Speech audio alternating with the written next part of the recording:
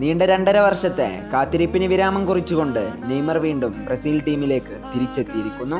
അതെ, ജൂൺ 11 മുതൽ വേൾഡ് കപ്പിന്റെ ആരവങ്ങൾ അലയടിക്കുന്ന വശ്യസുന്ദരമായ ദിനരാത്രങ്ങളിൽ അമേരിക്കൻ മൈതാനങ്ങൾക്ക് നിറപ്പകിട്ടേകാൻ ബ്രസീലിയൻ ജേഴ്സിയിൽ അയാളുമുണ്ടാകും. ബ്രസീലിയൻ ദേശീയ ടീമിന് വേണ്ടി നെയ്മർ അവസാനമായി പന്ത് തട്ടിയത് 2023-ലാണ്. അതിനുശേഷം പരിക്കുകൾ അയാളെ ആ മഞ്ഞക്കുപ്പായം അണിയാൻ അനുവദിച്ചിരുന്നില്ല എന്നതാണ് യാഥാർത്ഥ്യം. എന്നാൽ പ്രതിസന്ധികൾ തിരമാല പോലെ അലയടിച്ചിട്ടും തന്റെ പോരാട്ട വീര്യം ഒന്നുകൊണ്ട് മാത്രം ഒരു പരിധിവരെ തന്റെ മികവിലേക്ക് തിരിച്ചെത്തിയ നെയ്മറെ ടീമിലെടുക്കാതിരിക്കാൻ ആഞ്ചലോട്ടിക്ക് കഴിയുമായിരുന്നില്ല. ഒരു കളിക്കാരനും ടീമിനേക്കാൾ വലുതല്ല എന്ന് പറയുമ്പോഴും പലരും ബ്രസീൽ എന്ന രാജ്യത്തെ ഇഷ്ടപ്പെടാൻ പോലും കാരണം അയാളായിരുന്നില്ലേ? അയാൾക്ക് മുൻപിൽ ആ വാക്കുകൾ എന്നും അപ്രസക്തമാണ്. അതുകൊണ്ട് തന്നെയല്ലേ ബ്രസീൽ ടീം പ്രഖ്യാപനത്തിൽ നെയ്മർ എന്ന പേര് കേട്ടപ്പോൾ കൊച്ചുകുട്ടികൾ മുതൽ വാർദ്ധക്യത്തിന്റെ ഭാരമേറ്റവർ പോലും മതിമറന്ന് ആഘോഷിച്ചത്. ഈ കാലമത്രയും അയാൾ അനുഭവിച്ച വിമർശനങ്ങൾക്കും പരിഹാസങ്ങൾക്കുമെല്ലാം മറുപടി എന്നോണം ജൂലൈ 20 പുലരിവേളയിൽ ആ കനക കിരീടം അയാളുടെ കരങ്ങളിൽ തന്നെ വന്നു ചേരുമെന്ന് പ്രതീക്ഷിക്കുന്നു.